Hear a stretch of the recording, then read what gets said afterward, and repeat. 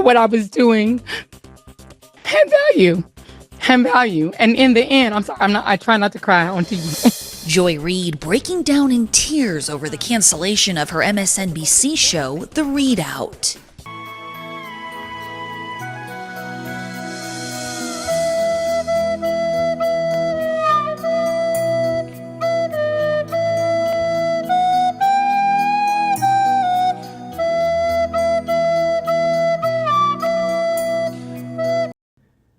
And then I want to open some mail. So can you find him? Is he there?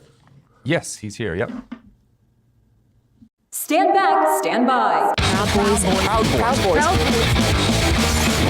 Somebody's got to do something about Antifa and the left. Enrique, are you there, sir?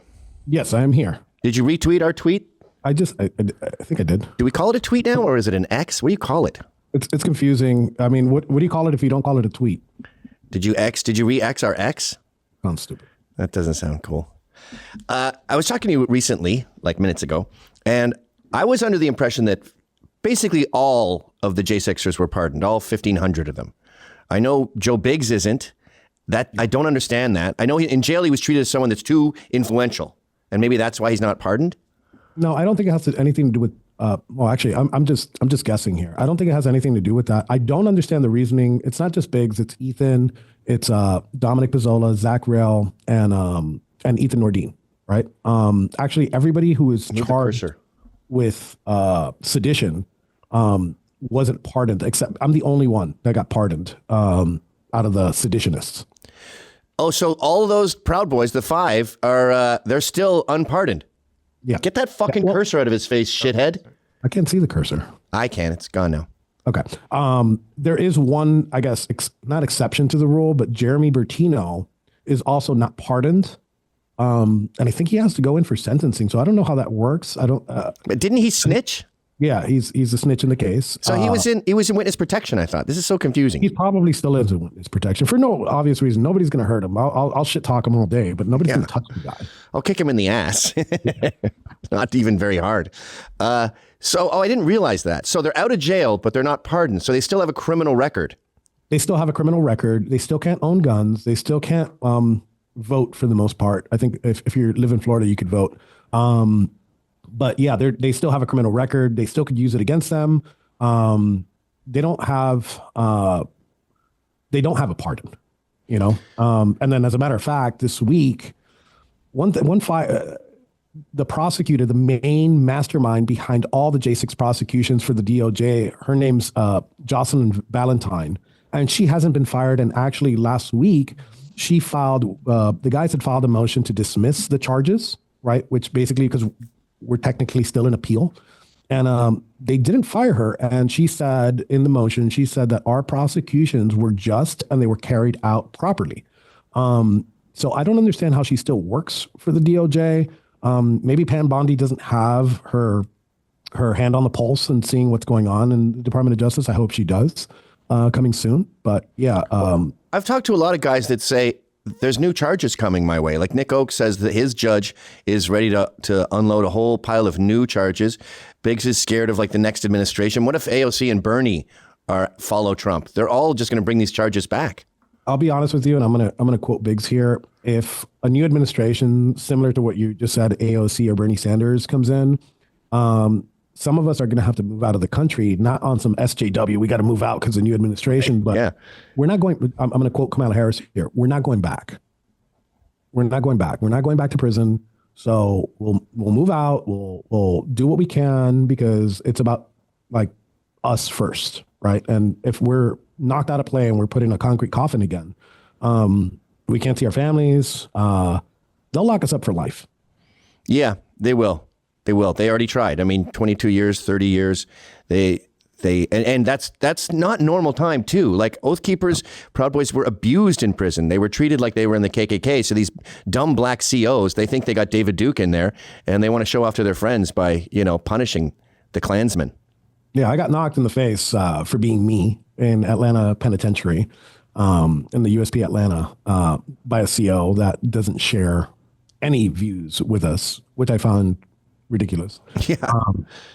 But for the most part, yeah, it's it's a scary time after, you got 4 years of Trump coming in. I think he's going to do great things in these 3.5 years. He's already done great things in this past 2 months, but I don't know what we have in store for 2028. And I'm already preparing just in case, because it's our only option, really. And I like this. We're going to watch this 60 Minutes clip in a second, but I like this idea of a best defense is a good offense. Like, we need to get legal on these people now and commit the act of lawfare the same way they committed it against us. But wait, one other thing. So at least 5 Proud Boys are not pardoned, and it's the same with Oath Keepers?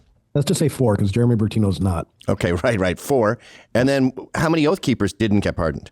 I think the Oath Keepers is the bigger portion. I think there's, if I'm not mistaken, there's 14 that haven't been pardoned and their sentences commuted. So I think there's 10 Oath Keepers, including Stuart Rhodes, that have not been pardoned and sentences commuted. Huh. Yeah. I talked to one of the lawyers for Proud Boys, and he was like, look, I can defend Proud Boys to the death. They definitely didn't have a plan. He goes, I don't know about Oath Keepers. It's not my area of expertise. They may have had a plan. I've spoken to Stuart after our pardons or commutations, and he seemed to be of the same mind.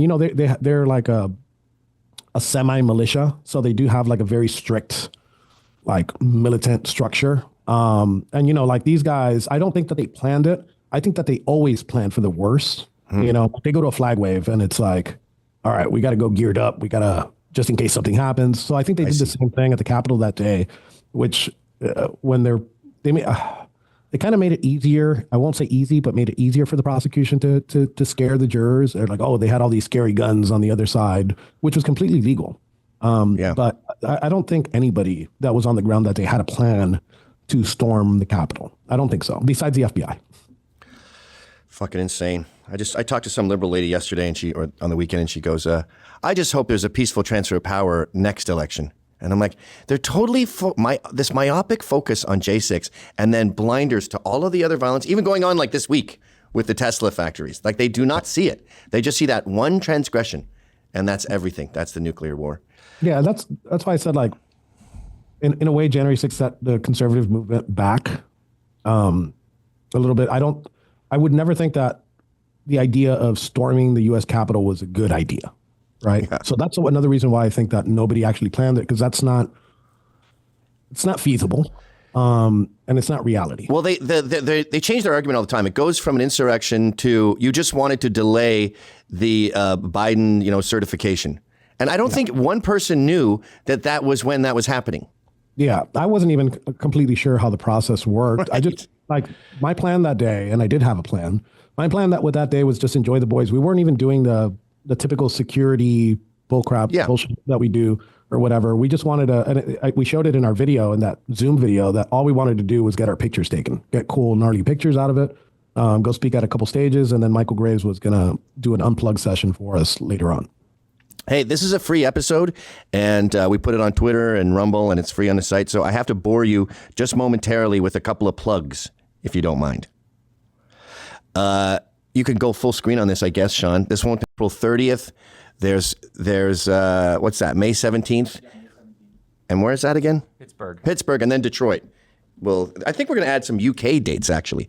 So LA is filling up. CTV is definitely a promo code. CTV? Are you sure it's not CRTV? CTV. Oh, censored TV. Yeah, I get it. yeah, CTV. yeah. So CTV is a discount code to get on that. And then there's also the Nita Fashions Tour. I think Boston is at the Hilton Short Hills Hotel in New Jersey. There may be 1 or 2 spaces left for Boston, but I don't think so. And are those our only plugs? Yeah, that's it. Yeah. Okay. So also, before we get to the video, the left burns down a church, right? The president's church. We're back to the show now, Enrique. And they try to burn it down, right? No punishments, no problem. Some Proud Boys, this was a dumb move, but they decide to tear a little fucking plastic flag off of a black church, and they light it on fire. You took the blame for that, if I'm not correct.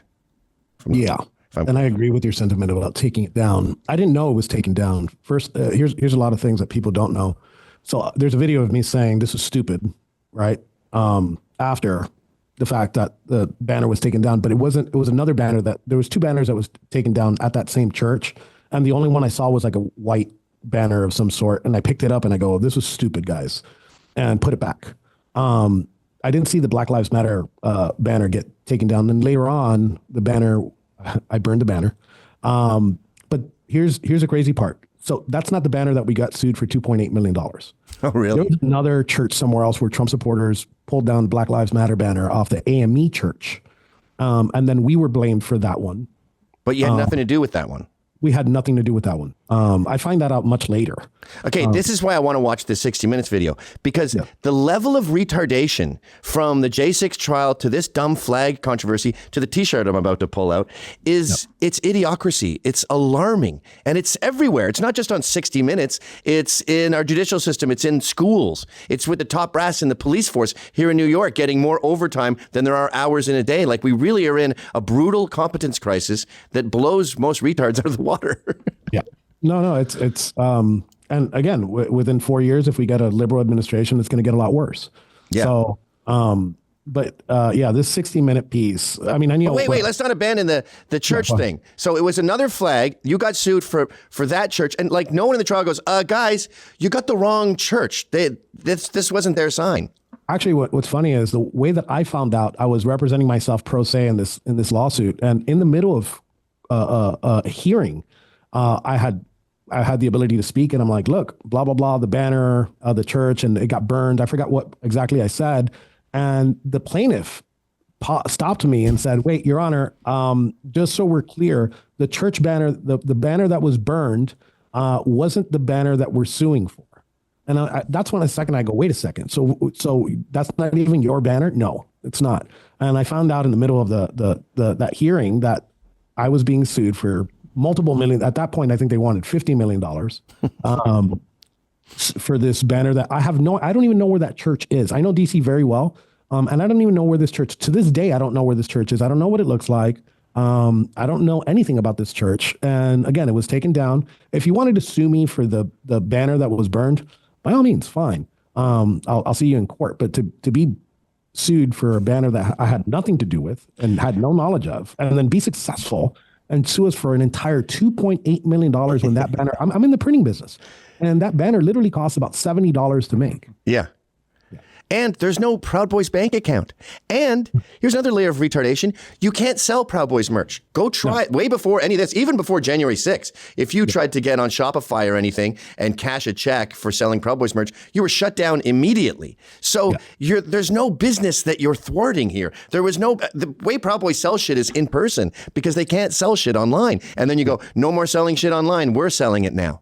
Yeah. No, hold on. And damn it, I didn't bring it. So I ordered one of their shirts, right? And I ordered the one that says, stay black, stay proud, right? And had the laurels and then had PB on it. And I thought it was cool. I thought it was a cool shirt. Yeah. They're the only ones buying them is Proud Boys. So they send it 2 months late. And when I get the shirt, it's not even the shirt I ordered. And then I contact a couple of the guys. I ordered that one, the one on the left. Me too. And I end up getting, and none of those were the only two shirts they have. And that's not even the shirts that they send. The one that they sent is, it just says Black Lives Matter, and instead of PB, it says BP, which I'm guessing means Black Pride. And I contact other Proud Boys that ordered the same shirt, right? And they got the order wrong.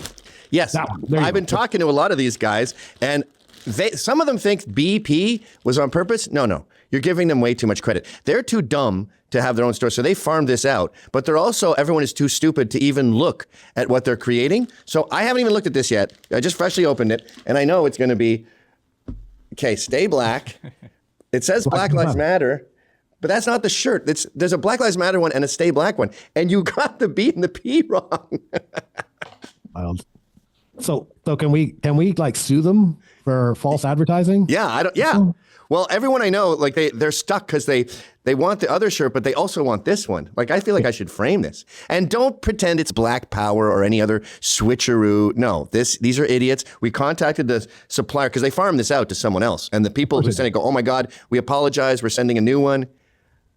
Show the picture of the guys wearing them, Sean. Okay. We've gotten like 10 people with these shirts sending in pictures of themselves wearing the Stay Black, Black Lives Matter BP. It's 2 letters. How do you get it so fucking wrong? It's great. Actually, I have a deposition with them on the 4th. So I was planning on wearing the shirt to the deposition. That's a great idea. It's such a cool shirt. It's just such a great example of how retarded everyone is these days. And that's why I wanted you on the show to watch this 60 Minutes doc, because Forget Proud Boys, forget J6. This is just a great example of how bad everyone in the media is at their jobs. And you should be very worried when you see this, because Enrique and I are going to point out 100 mistakes, and then you're going to think, wait a minute, what about the signal leak? What about, bombing Yemen? What about the war in Israel? What about immigration? Are they that wrong on all that shit too? And the answer is yes. Yes. They suck at their jobs. You don't even have to think anymore. All you got to do is what's their position and take the opposite of their position, and you're right. You don't. It doesn't even take critical thinking to go against what they're about. You know what I'm saying? Because they always take the wrong position. You can always count on them to take the wrong position. Period. Yeah. Punch Ted Cruz, shoot CEOs, burn electric car factories. Okay, don't do those things, and you'll be doing pretty well. Well, one more thing is speaking of to that is Jasmine Crockett today assaulted one of Laura Loomer's journalists in the halls of Congress and grabbed the person's phone and launched it. Dude, we were just talking about her right before you came on. I got arrested for the same thing. Yes, you did. There is no equality. And they dropped the charges, obviously, because she did touch me, grab me first. Not that I'm afraid of a 120-pound woman, but if a 120-pound woman keeps putting a phone in your face and then she grabs you from behind, I don't know what her intentions are. So the least that I did was launch her phone. Yeah. Well, and you didn't launch it. You swatted it out of your face. I swatted it, yeah. It's not like you grabbed it and threw it. Find that clip, Sean. That's new gossip. Is that on Twitter? Yeah, it's on Twitter. You can find it on Laura's page. Wow. I can't believe this, because I just finished not 10 minutes ago saying she has 2 layers of protection because she's black and female. You're not black enough, so you don't get any black protection. And you're not female, so that's out of the question. Proud Boy is another anti-layer, but she can do anything she wants. Yeah. Yeah. And not get prosecuted for it. Maybe what I have to do is I got to become a congressman, and maybe at that point I won't get arrested for it. Prosecuted. Okay, here we go. 1 second. She's kind of frumpy, isn't she? Yeah. I won't get arrested. What's the problem? There's oh wait, 1 second. You know what else I love about the 60 Minutes thing? It contradicts itself. So J6 was the worst thing I've ever seen in my life. And then they show, what's his name at Nancy Pelosi's desk? What's his name again? Robert something. Now I can't remember his name now that you pressured me into it, but I know his name. I met him. Yeah. He's a cool guy. He's a great guy. He's a great dude. And what he did was horrible. He put his feet on a desk. Oh my God. What a nightmare. What a horrific. Robert. No, that's a different guy. Insurrection. What's his fucking name? Anyway, can we see this yet, Sean? Yep.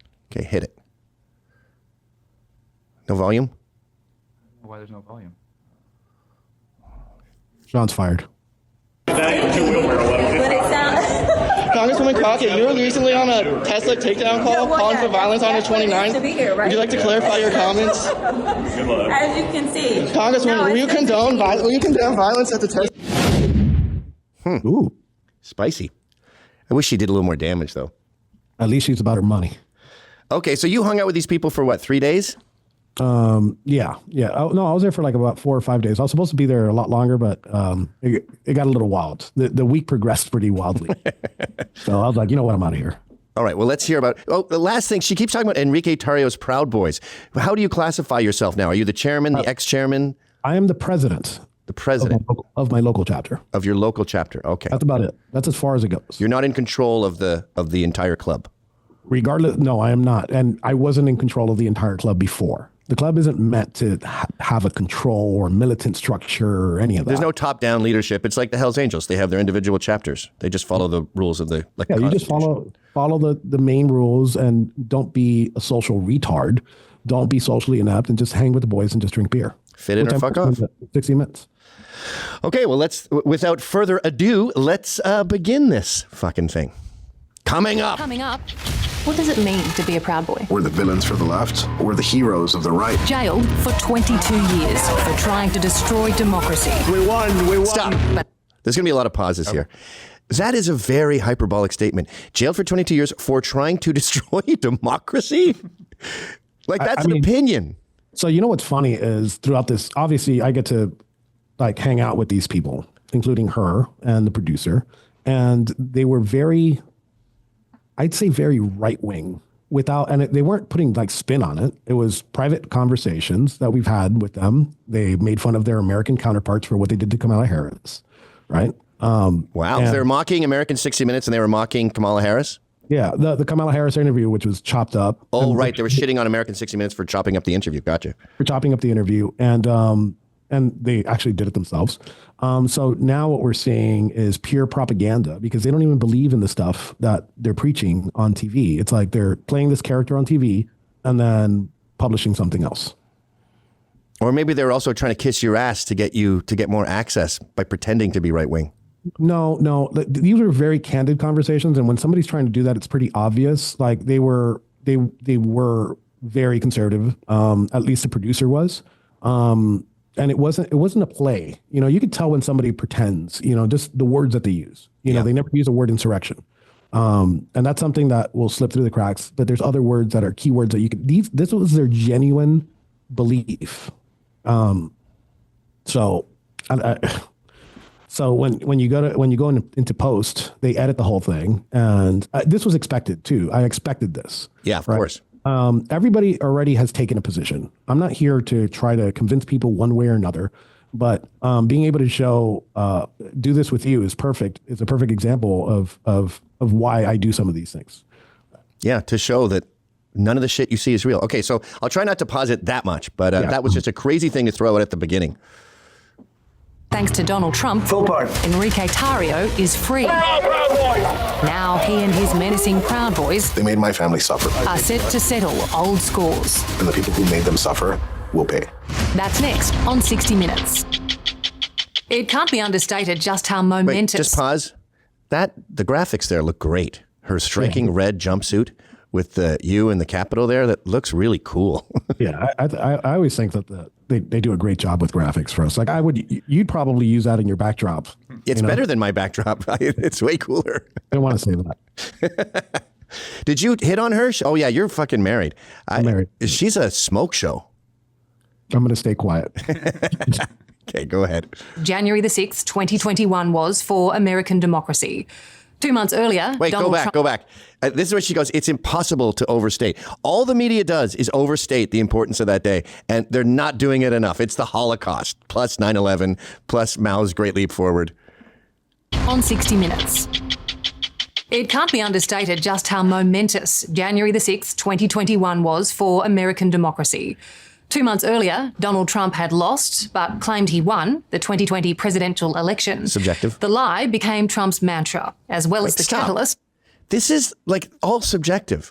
Trump and us, everyone around him, is convinced it was stolen. The left is convinced it wasn't. This is a controversial subject with two different opinions. But it's just, this is the news saying the lie that it was stolen is propagated, and I can't overstate that enough. What the fuck? News. This is the news, folks. Go ahead. For the storming of the US Capitol building. One of the instigators of the violence that day in January was Enrique Tarrio. Says who? The leader of the far-right neo-fascist group, the Proud Boys. He ended up being jailed for 22 years for seditious conspiracy. 1,500 others were also sent to prison. But remarkably, now they're all free, beneficiaries of Trump presidential pardons. And armed with their get-out-of-jail cards, Tarrio and his Proud Boys are not only empowered, they say they're invincible. And a warning, this story contains coarse language. Wait, stop. You said, she says that you said you're invincible. You just told me that we got to get the hell out of Dodge if there's a left-wing president after Trump. I would never use the term invincible. It's like asking for it. Yeah, exactly. And it sounds stupid. You can't prosecute me. I'm invincible. I can go punch Slavey Crockett in the face and no one can do anything to me. Trump will just pardon me again. Yeah. Meanwhile, you didn't get you're the only one who got pardoned. I'm the only one that got pardoned. Yeah. Go ahead. Here, come on, here. Right here. Walk up like this. Let's go. It's a surreal and, for many, a deeply unsettling sight. Okay, stop. At least she said, for me, deeply unsettling. At least she's showing that she has opinions here and it's not a fact that you attack democracy. So I appreciate that. But what is fucking unsettling about this? I mean, it was cool to be out there.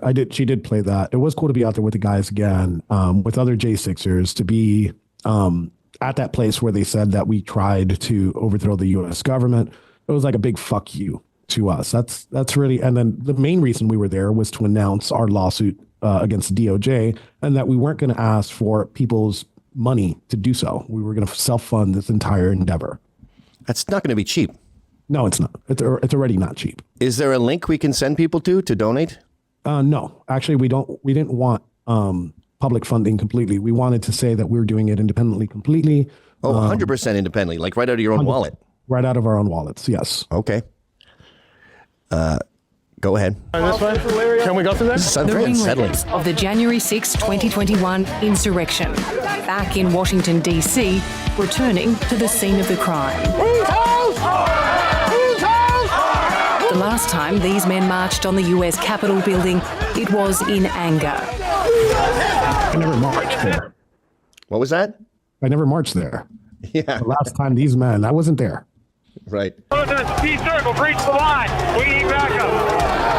An unbelievable assault on democracy that landed them lengthy sentences behind bars.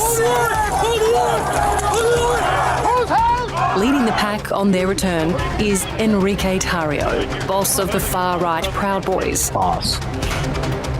Back in the driving seat. Is my microphone good? And bristling with defiance. Do you still maintain, in the face of all the evidence that was tendered to the courts, your conviction that you did nothing wrong? I can't regret something that I didn't do. And that day, I did not attempt to overthrow the U.S. government. No, you just attempted to destroy democracy. Tonight, the resurgence of Enrique Tarrio and his Proud Boys. Look at Jeremy. What they did to me and my brothers was wrong. Correct. The ugly new reality for a nation on edge. Actually, you saw me running there a little bit ago, and I was actually stopping somebody from getting assaulted on the other side, not by a Proud Boy. And the guys helped me pull them away. So we were actually defending left-wing protesters at that very moment that you saw me running. And this was this isn't old footage. This is from when you were in D.C. that week.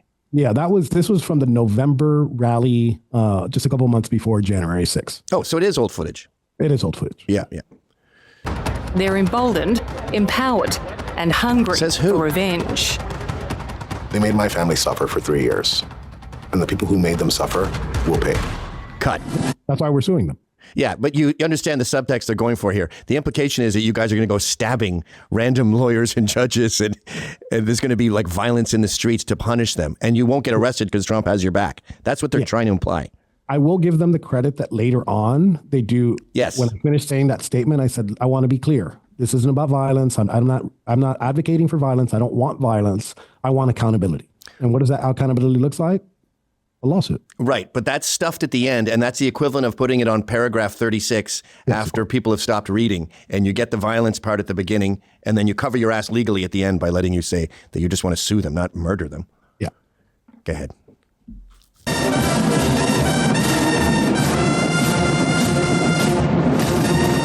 Thank you very much, everybody. Appreciate it. Thank you. For all of his unpredictability. And tonight... Stop. What's with showing the blacks? What is that? Are they like, it's so crazy even blacks are supporting this white supremacist?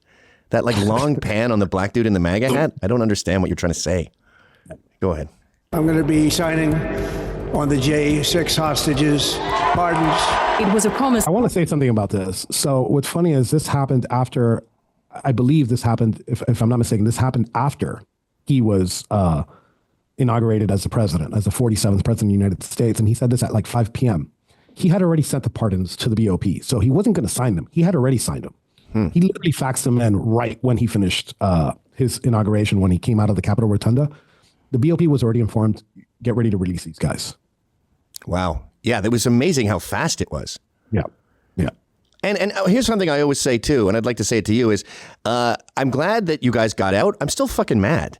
I'm still mad at the 3 years, the 4 years for a random act of vandalism at a riot where people lost their fucking temper and no one on the left was punished for 2 years of burning the country down. It's still, I mean, it's high fives that you're out, but your punishment, even the 3 or 4 years, was still fucking insane.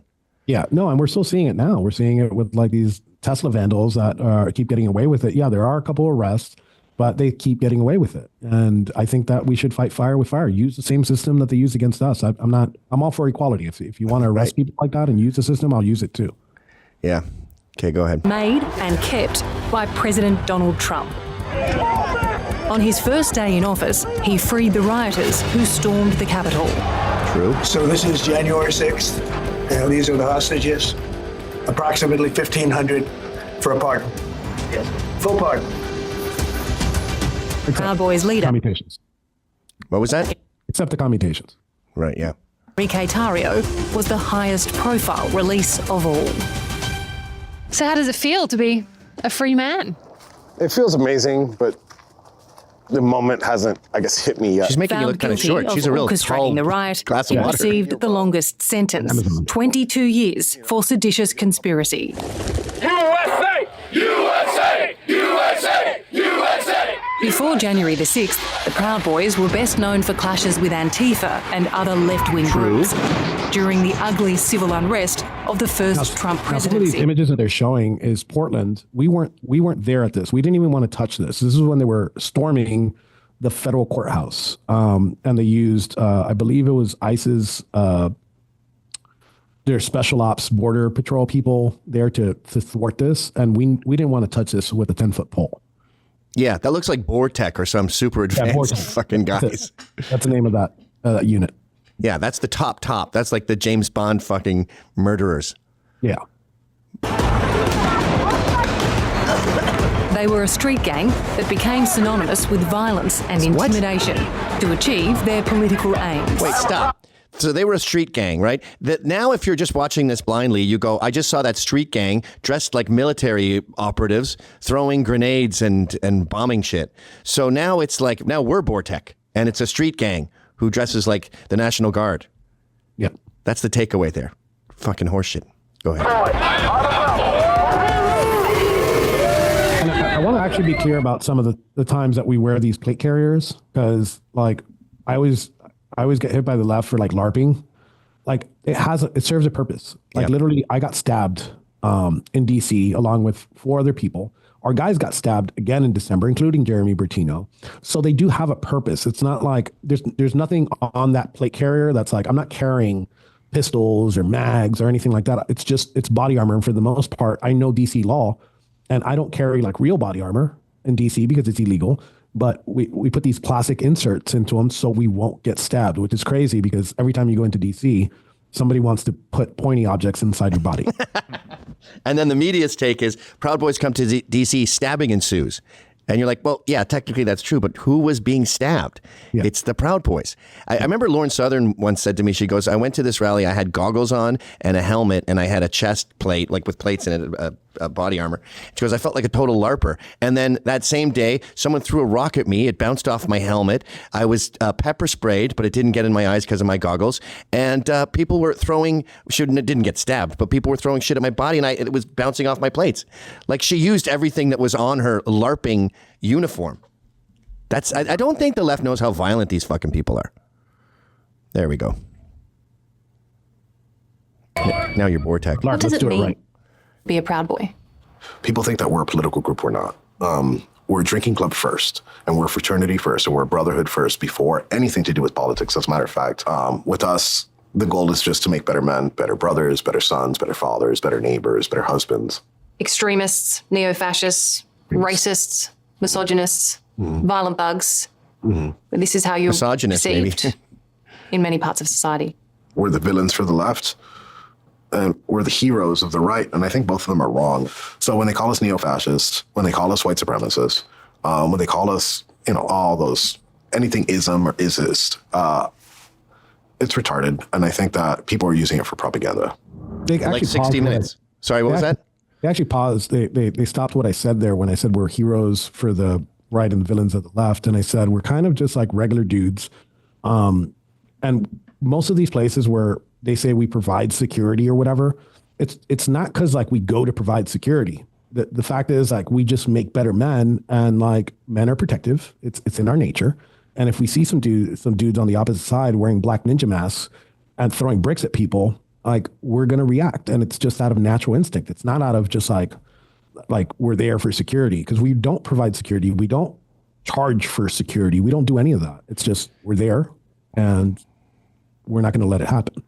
Yeah, the bodyguarding thing was very early on. It's sort of fallen by the wayside. But all that shit you were saying about a drinking club and not political, it's easy to prove. I mean, you go to a meetup, it's fart jokes the entire time. There's no like, well, let's discuss immigration and ICE now with a big, PowerPoint and a laser pointer while we go through all these political, plans. And there's rallies, yes, but the rallies were like once a month at the most.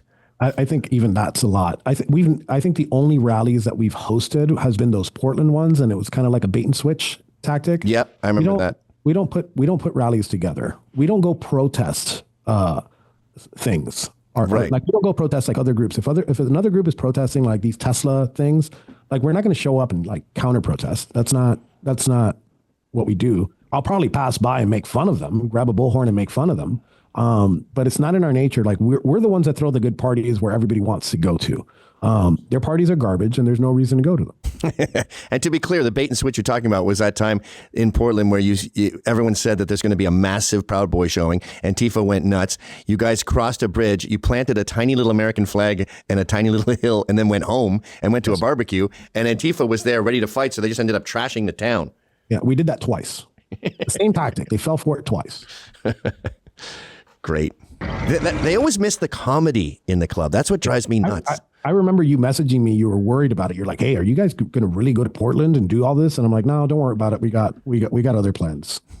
We're going to plant a flag and go home." Yeah. A Cuban American and a native of Miami, 42-year-old Enrique makes an unlikely leader of a far-right group. He's a shameless self-promoter who plays up to his controversial image. True. When you talk about being painted as a villain, Yes. you guys do lean in a sense to the black caps and the sunglasses and all the gear. Yeah. I mean, you play a character, don't you? Yeah. Do I lean into it? Yes, of course I do.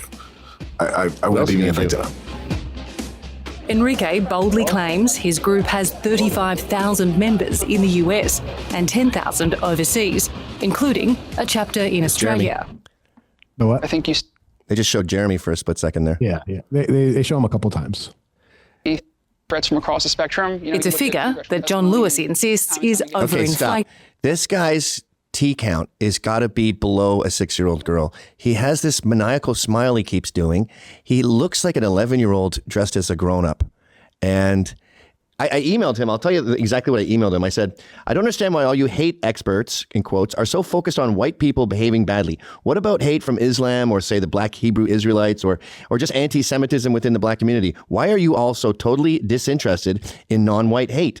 Straight, white, conservative males are the least racist demographic in the world, yet it's your life's work. It's almost as though you hold them to a higher standard. Is that because you see them as better than other groups? Are you, in fact, a white supremacist? Which he didn't respond to, of course, but you'll notice this with all these hate watch guys. They only look at MAGA. They don't look at any other hate. You could probably look up like all his research, and you won't find a single instance where he researches a left-wing group. Never. You know?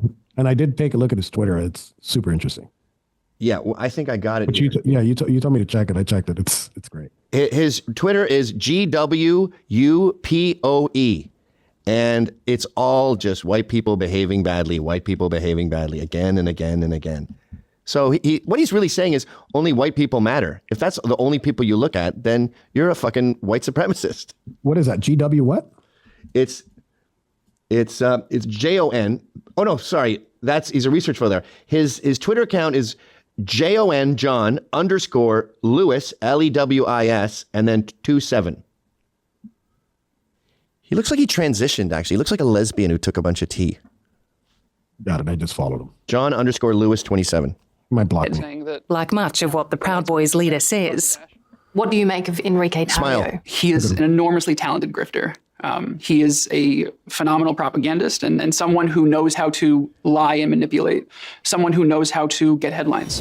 Okay, stop. John. That's a big allegation. He's a compulsive liar and a grifter. Please provide an example of a lie and then show proof that it was true. It wasn't true. You know, if he has an opinion about me, that's fine. But like, he's already crapping on his own research by just straight up lying about it. You know, so. Well, I'm not sure because I can see here in the B-roll that he's carefully analyzing some documents.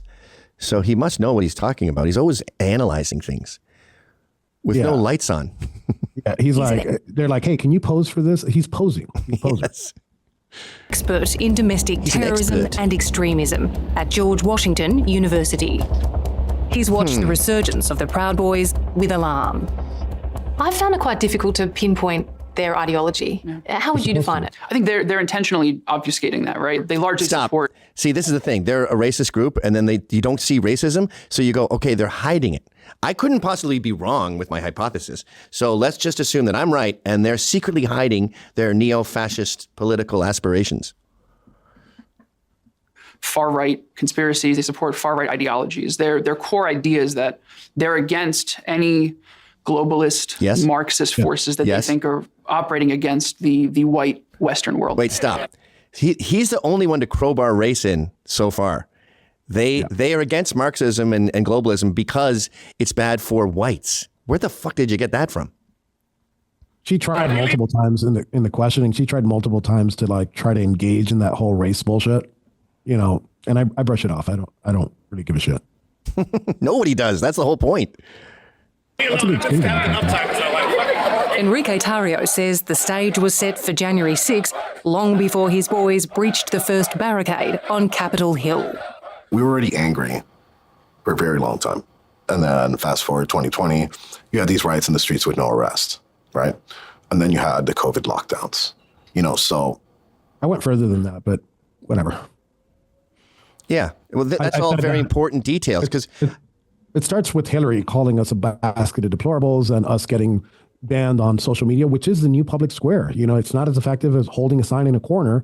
Then you got definancing, right? And then on top of that, you have debanking, right? I went through that whole thing from 2016 forward.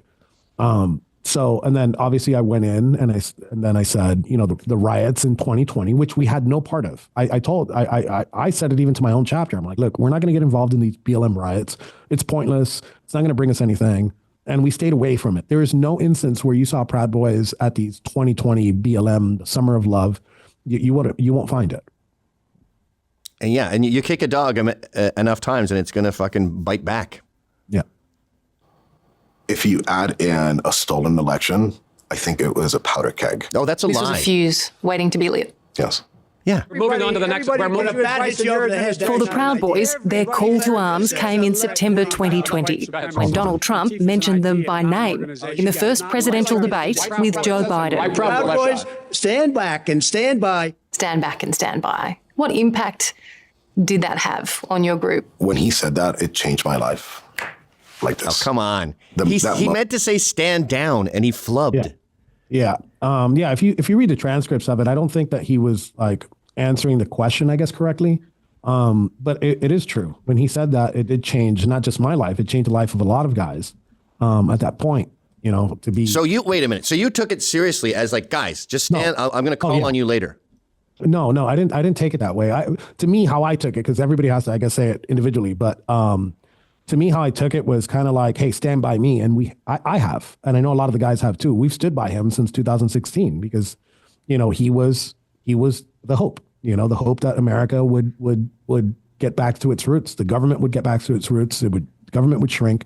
So we stood by him for a long time. And I think he misspoke when he said that, but I think that's what I took from it. Okay. I didn't take it as like an order from the president of the United States to stand by because I'm gonna tell you. Wait for the bat signal, and then I'll unleash the hordes. Yeah. It changed everything. 4 months later, the Proud Boys went into battle. Yeah, just for awareness, be advised, there's probably about 300 Proud Boys. They're marching eastbound towards the United States Capitol. Because this is something that they didn't, that prosecutors didn't say in trial. They actually showed us this after. There was actual Metropolitan Police Department and Capitol Police in regular everyday gear that was following the Proud Boys through this whole thing, which I would have loved to know that during trial because we would have brought them in as witnesses. Right. Well, the way I was told, there's no DC chapter, but there's a Virginia chapter, and they were asked because the new rule is if you want to have a rally, you have to ask that chapter for permission, and if they say no, then you can't go in colors. Virginia said no, so Proud Boys just went as regular guys. And I've always said, why do they get to say 300 Proud Boys stormed the Capitol? What if like there was 200 of them were dentists? You don't say the dentists stormed the Capitol. They went there as citizens, not as Proud Boys. Yeah, so that's what we established that rule after one of the Portland rallies, where if we're gonna go somewhere, it doesn't matter if it's a small group or a large group, you always contact the local chapter and be like, hey, I'm gonna come into town and do this. Is it okay? And the Virginia chapter did tell us, hey, look, don't show up in colors. That's basically what they said. And this isn't like some conspiracy theory. It was shown in court. It was shown that I asked, and I'm like, hey, is it fine? They're like, hey, it's fine, but just don't show up in chapters, because you don't go into somebody's house. Like, I wouldn't want like a whole group of peeps who come to my city and do things without at least asking me. Right. Like you coming to Boca Raton without asking permission in my turf. Do you live in Boca Raton? What are you, an old Jewish lady? It's in my zone. Oh, okay. But I will be attending your comedy tour. Well, don't buy a ticket. We'll get you in for free. The presidential election was stolen. They spearheaded the breach of the Capitol building. They spearhead the breach. That's also subjective. It is, because I think the closest Proud Boy that was there in the front was recording, and I believe it was just Zach that he was just recording, and then suddenly the gate came down, and he's like, "Oh shit, this is crazy." Right. That was the initial breach, had nothing to do with the Proud Boys. Tarrio wasn't actually there that day. He'd been arrested 2 days earlier and banned from entering the city. As the mob breached barricades, smashed windows, and stormed the chambers of Congress, Enrique sat in a hotel room and fanned the flames on social media. So at 2:38, don't leave. Don't fucking leave, yes. Okay, pause for a second here. I knew a cop who was there, and he said all comms were down. They do it in Times Square to make sure that you can't blow up shit on New Year's Eve. Your phones don't work at 11:50 in Times Square. And no one I knew said their phone worked when they were there. So we experienced that in November, and we experienced that in December before January 6th. And we knew that there wouldn't be any coverage going in. So I knew that I wouldn't be able to contact the guys, but I wasn't worried about it. When they kicked me out of DC, I was a little pissed. I was like, man, what do you mean I can't go or whatever? But it wasn't like the end of the world for me, because I was like, okay, well, whatever. I'm going to miss like Trump's speech. I've seen a million of them. Fine. I'll take a day off, which actually, when I got to Baltimore, I was kind of like, oh, thank God. I didn't want to wake up early. And I didn't want to be in gear the whole day. And it was cold as fuck. So I was nice in my warm, toasty hotel room, watching from the sidelines. And I did say, don't fucking leave. I didn't say that to the Proud Boys. I put it on my social media. I was rooting for what I was seeing at the time. Right. Now you got arrested for having a magazine, right? Yeah, I got arrested. Well, I got arrested for burning the banner. The magazine had no bearing on whether I was in DC or not, because the reason why the judge banned me from DC was because she says that there's so many Black Lives Matter banners in DC that they'd all be in danger if I was to be in DC. Oh, I didn't realize that. So you were kicked out of DC to protect the flags. To protect the flags. The mags had no bearing on it. Wow. I wasn't accused of stealing or taking down the banner. I was accused of burning it, right? Later convicted of burning it.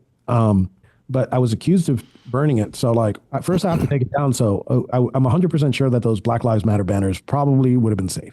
Yeah. Hindsight's 2020. You never know. What did you mean by this? I meant don't fucking leave. I was rooting for my team at that time. Keep doing what you're doing. Keep doing what you're doing. Yes, I did. 2:41 p.m. Proud of my boys and my country. Mm-hmm. Make no mistake, we did this. Yeah. And what I meant by we at the time was the American people. And then to give some context to that tweet, you kind of have to go back and see what was trending, right? And there was a whole bunch of people saying that it was like Antifa, dressed as Trump supporters or whatever. And at that time, I didn't have enough information, and I was like, wait, no, hold on, don't put this on Antifa. These are Trump supporters. You know what I'm saying? Later on, I find out that there was Antifa dressed as Trump supporters. So everything has to be given context. At that point, that's what was trending. So I was saying, well, wait, don't blame them, But later on, I did find out that Antifa and a whole bunch of FBI assets were on the streets that day, that committed acts of violence, that committed acts of breaching the Capitol. Amazing. Did those tweets hurt you in your trials? Yeah, of course. I mean, here's the thing. Even without those tweets, let's say I didn't tweet, they would have indicted me. And even if they had zero evidence, they would have found me guilty because of the jury. It's just simple. It's simple math. It's like, it doesn't matter. They could have hit me with terrorism. They could have hit me with blowing up the International Space Station. And that jury would have found me guilty. Yep. Well, we saw guys that had upper middle class guys that spent 100, 200 grand on on their defense, and we saw guys that just used the state-appointed attorneys, and they all got the same ridiculous sentences because it was already pre-written. Yeah. Oh, there's Harry. Conviction. He still denies plotting the insurrection and insists he had no role in what his Proud Boys did that day. I mean, he is absolutely determined that he had no responsibility for January 6th because he wasn't there on the day. Yeah. What's the reality? Yeah, look, narcissists are very good liars. I mean, the evidence at his trial was very open and shut, that the Proud Boys, led by Enrique Tarrio, conspired to attack the Capitol on January 6th to prevent the peaceful transfer of presidential power. I would love to have this guy on the show just to kind of like ask him these questions. He would never come on, but I would love to have him and be like, what's the open and shut case? Yeah.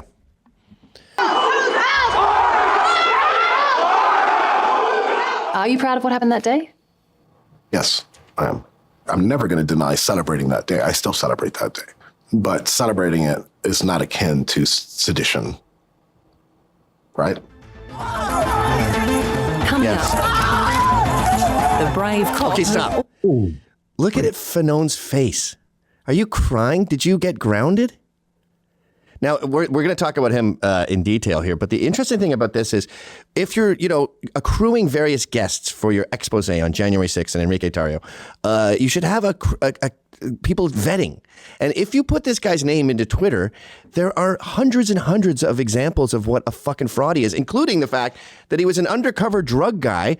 And for some reason, after 10 years of not wearing that uniform and not being deployed, he decided to put it on and jump into the fray. Why? Yep. Look at him crying. What a fucking embarrassment. Almost died defending the Capitol. That's the moment where I was first struck with a taser on my neck. Was a million hours of footage. You were just struck with a taser. Can we see the footage, please, of the taser going into your neck? I'd like to see that. Why am I looking at him? Look at it. Let me see. Yeah. Comes face to face with Enrique Tarrio. He got real brave when the doors opened. Yeah, no, as soon as he got in the elevator, he started screaming. Yeah, that's when you were a bald traitor. And that video started late. We were walking around, and I actually was trying to have a conversation with the guy, and he wouldn't budge. He wouldn't budge. Okay. And don't point with your phone. Point with your fingers. I heard you say that the other day. I had the phone in my hand. Go like that. Yeah. What did you say that I sounded like? I look like a black woman? Yeah, black chicks do that all the time. They'll even fight with it. A DC police officer, McIlhany, was nearly killed by the mob that descended on Washington, D.C. on January the 6th, 2021. He's become one of the most outspoken critics of Donald Trump and those who stormed the Capitol in his name, making him a sworn enemy of Enrique Tarrio's Proud Boys. I think they're a domestic terrorist organization. How dangerous are they? I mean, when put together in numbers, I think they're incredibly dangerous. Enrique Tarrio tells us the Proud Boys are a men's drinking club. They just want to make better men, stronger men. That's the dumbest shit I've ever heard. They are violent criminals, and they should be in prison. Unfortunately, many of them were released by Donald Trump's pardons. Okay, stop. Let's just do a little bit of background on Fanon. I don't know why he has a Southern accent, born and raised in D.C., the child of a rich kid, deep swamp lawyer, not just a lawyer who's like well-connected, but a DNC lawyer, major donor to the DNC. He went to the finest private schools D.C. has to offer. He kept getting kicked out. He ended up at some black high school finishing his degree. Drug enforcement. I think was he in the military for a minute before he got kicked out of there too? He's always getting suspended for God knows what. But his own cops turned on him. His own metropolitan, his own brotherhood, because when you're a cop, it's a brotherhood, it's a fraternity, and his own brothers turned on him when he went and he did all the grifting. He's a true grifter, and he's an opportunist, right? Yeah. He took that chance to sell books, to get on CNN. I think he's a contributor for CNN now. Yeah, he's an expert. He's big pals with Vindman, the other traitor. He grew up with Hunter Biden, great pals with Nancy Pelosi. I think that this was already in the mix. They wanted a riot badly. Nancy did. And he goes, I'm going to help out my gal by going there and exacerbating the situation. And then his second scam was pretending that he almost died. If CNN wanted an expert on pussy, they should have hired an OBGYN. Go ahead. Push him back! Seeing what Michael went through, you can understand why he's seething. Wait, I don't see shit. Extraordinary footage was captured by his police body camera as he and his fellow officers tried desperately to hold back the mob. Says who? You really couldn't slide a credit card between two people. Yes. I got one! Suddenly, he is grabbed in a headlock and dragged down the steps into the crowd. Show me. Where he is beaten and repeatedly tasered into unconsciousness. Really, the last, independent recollection I have is yelling out that I had kids. After that, it just kind of becomes a blur. Bullshit. What was the physical extent of your injuries? I think Tommy Tatum, if I'm not mistaken, has like a video of him after the fact. Yeah, I think we have that here. I'll see if I can find it. Sean, I got a bunch of links for him. Yeah. We won't spend too much time. Might as well go in chronological order. He says he's in the Blue Ridge Mountains now hiding out. My understanding is he went to court to talk about all the horrible things that happened to him. None of his fellow officers corroborated his insane story of getting tased and beaten unconscious. And so he was laughed out of court. And now he's on leave for mental health. He's taking a mental health break, which involves him hiding out in the Blue Ridge Mountains. And yeah, he lied about his injuries. He wasn't even supposed to be at the Capitol. He went looking for a fight. And he's hiding in the Blue Ridge Mountains, threatening to shoot FBI agents if they come to find him. Oh. I mean, he should definitely stay up there, not because of threats or anything, because the biggest threat that he's going to get is getting screamed at while he's getting into an elevator. But at the end of the day, I think that at that point, he's a coward. That's exactly what he is. He's a coward. He's a pussy, and he's an opportunist. And he's a fucking liar. Like when he does his trials, he's always with that black dude. I forget his name. The guy who said, the guy who sat at my sentencing. Yeah. Wait, is that the black guy who laughed when you got sentenced? Yes. Which I guess we'll talk about it after, because they Kamala Harris me on the 60-minute thing. Because he's the one who said, and then I looked back and they said, let's get that fucking N-word. We're on Twitter, so I can't say it. And you're like, wow, that would be very big news if that happened. That's a very bad word. Can we see the footage out of the millions of hours of footage? Nope. There's absolutely no footage whatsoever of anybody calling him anything of the sort. Because it never happened. There's no footage because it never happened. You can't even picture it in your head. A bunch of Trump supporters going, hey, boys, let's get... In 2020 or whenever it was, they're yelling, let's get that fucking N-word. Come on. Yeah. But Sean, go to Shit Cop Everyone Hated, and they have him... he has severe brain injuries. He has a heart attack. He's been tased and beaten unconscious. And they won't release his whole body cam, but we got some of it here. This is him.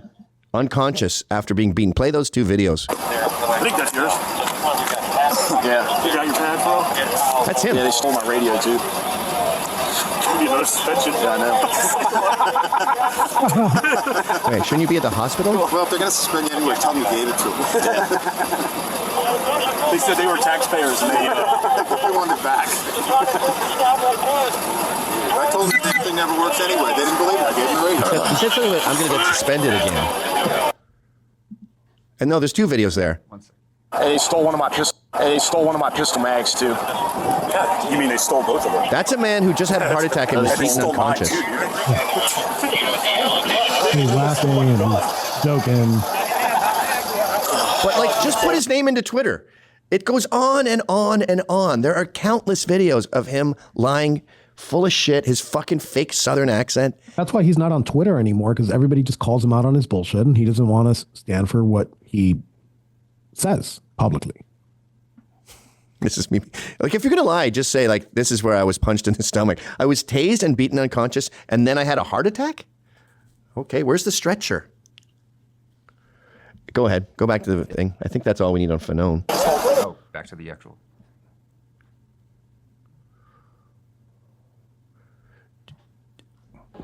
I suffered a traumatic brain injury as well as a heart attack. Did it make you Southern? You nearly died. Correct. Correct, ma'am. Once fated as heroes, in the poisonous, polarized world of American politics, it's Michael and his fellow officers who are now viewed by many as the bad guys. You had a lot of time to think about this, but you're still angry? I'm outraged, I'm angry, And there's also a strong sense of betrayal. Donald Trump himself referred to us as violent, vicious thugs. Yep. It really is. It's a national disgrace. I feel like I went to hell and back to protect them. Stop. You got to play that back. Like, he had a bit of a Southern accent when he was talking to 60 Minutes, but this guy, Colonel Redneck, who the fuck? Like, he didn't go to school in Alabama. There was no foray into the South. He just pulled this out of his ass with his big stupid uniform on out of the blue. Listen closely to this fucking accent. Disgrace. I feel like I went to hell and back to protect them and the people in this room. But too many are now telling me that hell doesn't exist. Hell. Or that hell actually wasn't that bad. The indifference shown to my colleagues is disgraceful. God damn Michael it, you Fanone's man. defiance has attracted plenty of enemies. Your hand on the ground make things like true? Yes, it sure do, boy. You don't know how it is in the South. He's retarded.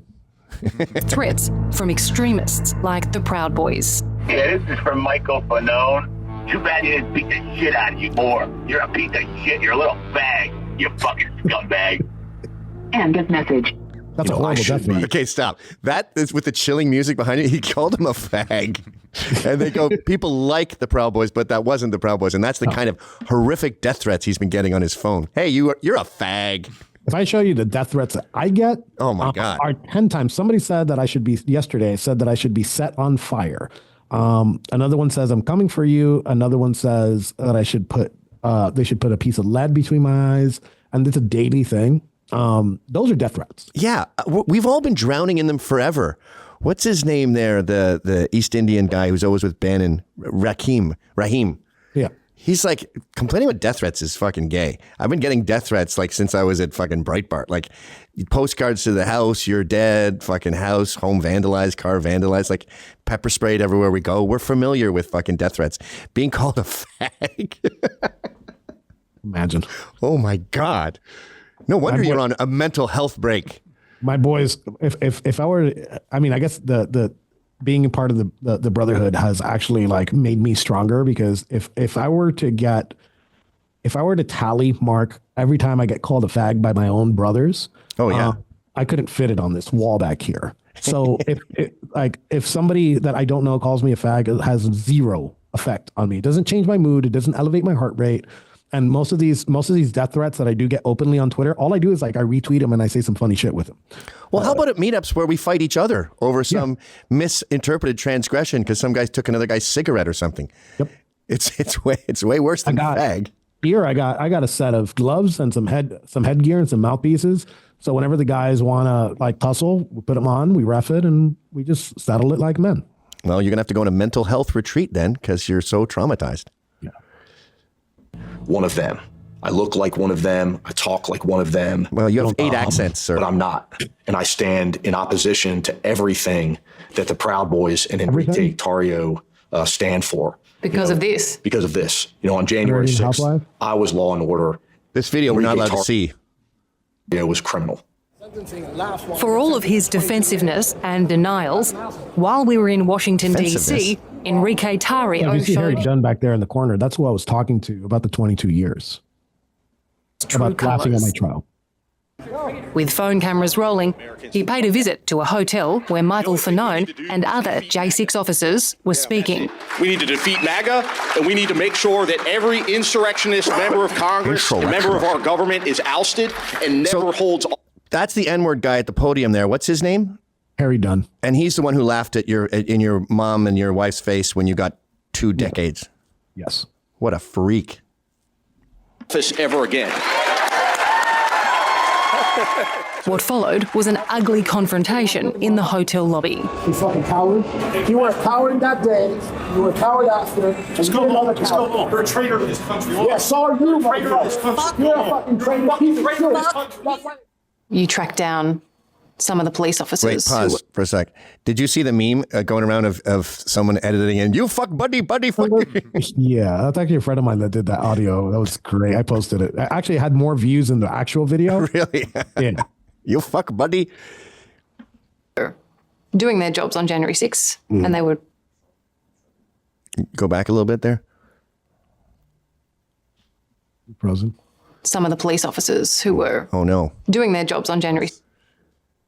1 second. Scroll forward. While he gets in there, I want to be very clear. Like if you were a Capitol Police officer, like you wake up for your morning briefing and they tell you, hey, this is your job today. Just make sure nobody crosses this line.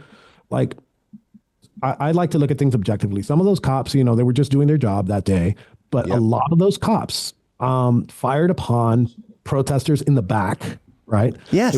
They weren't firing on the front line. They were firing tear gas into the back of the crowd, which actually pushed them forward, right? And I don't think on that second fence, I don't think people would have crossed that fence if it wasn't for the police officers shooting into the back of the crowd.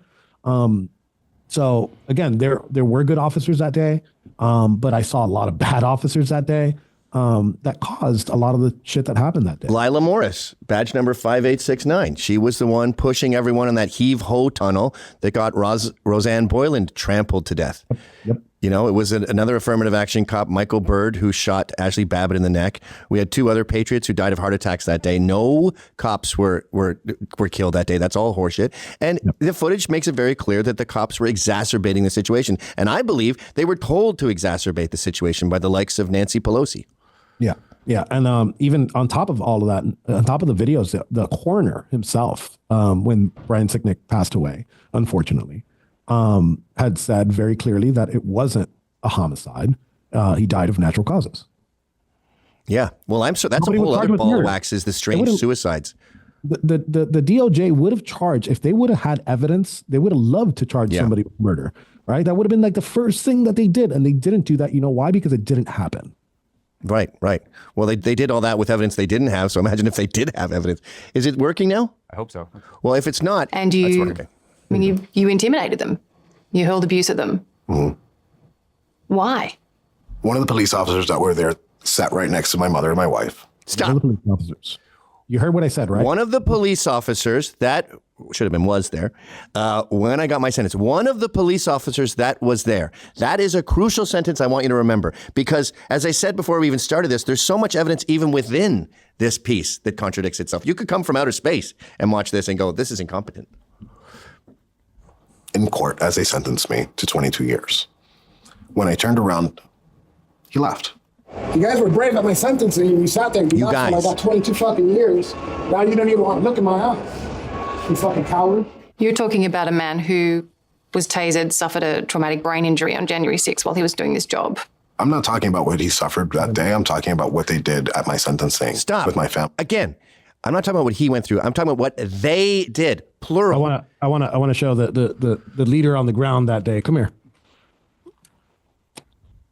Holy shit. Long time no see. Nice hairdo. Yeah. Now he says he's the undisputed leader on the ground that day. Yeah. That was the punch heard around the world. Punch heard around the world. But yeah, go. I'm sorry. So you've said those guys, you said they, you've made it very clear you're talking about a group of people, the DC police.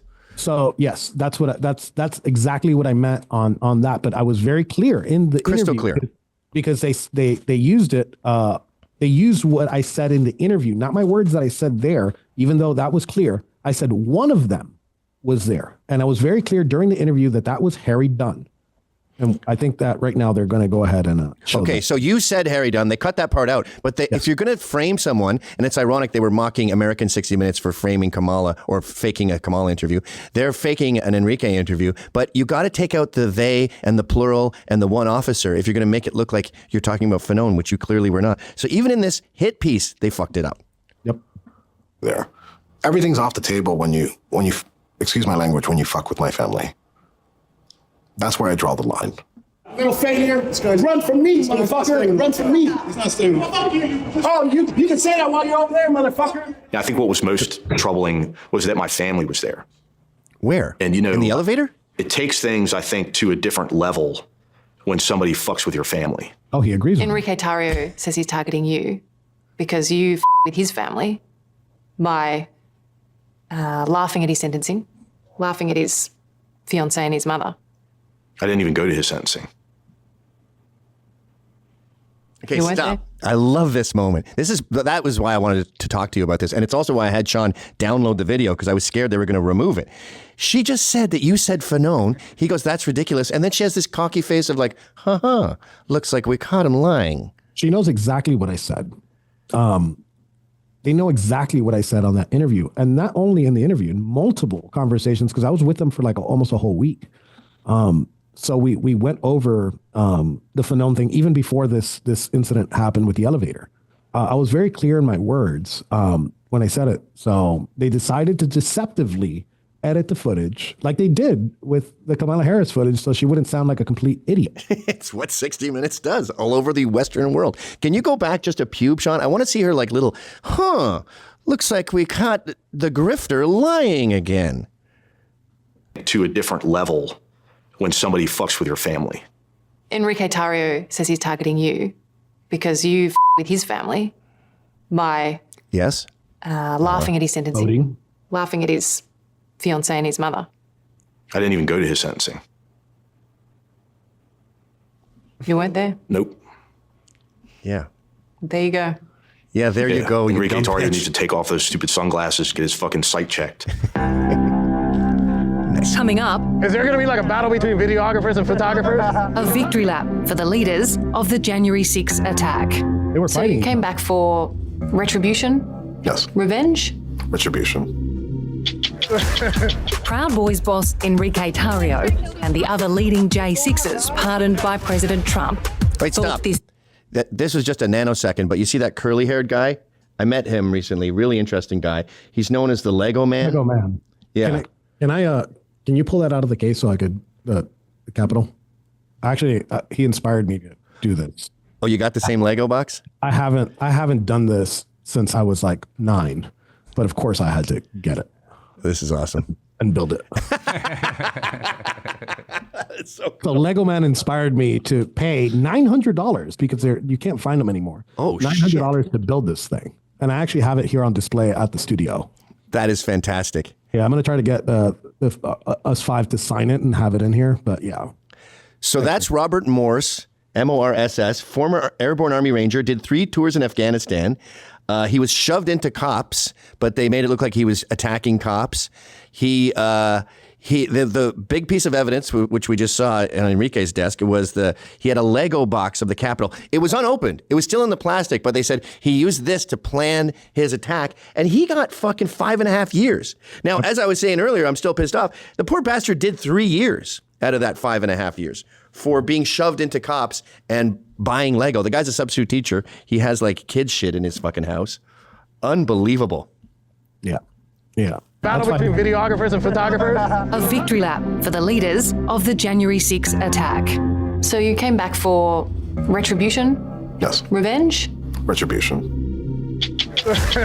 Proud Boys boss Enrique Tarrio and the other leading J6s pardoned by President Trump thought this day would never come. Right. Just 2 months ago, they were behind bars serving lengthy sentences. Hands off the fence!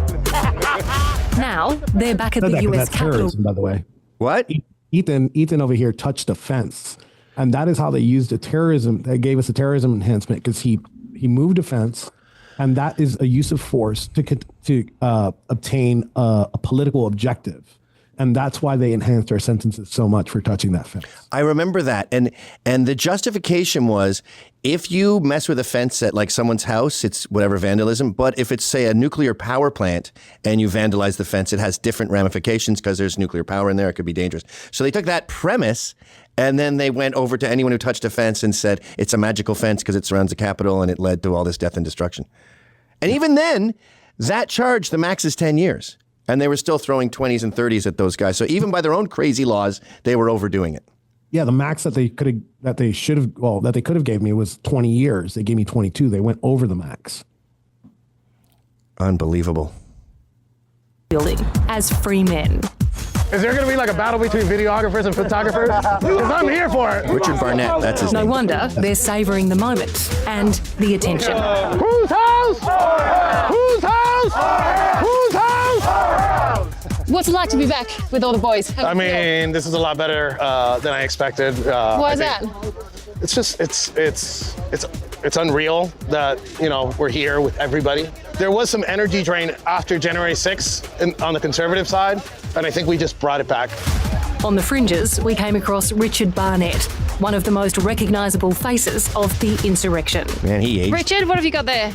This is a presidential pardon. That's not too many people ever get to see one of these. I have one. And it feels good. Richard Okay, pause. This was an attack on our democracy. It was an insurrection. You cannot overstate how serious this was, how terrible it was. Can I see some photos? Yeah. Here's a guy with his foot up on a politician's desk doing selfies. No, my favorite part is, I think, what she says after this.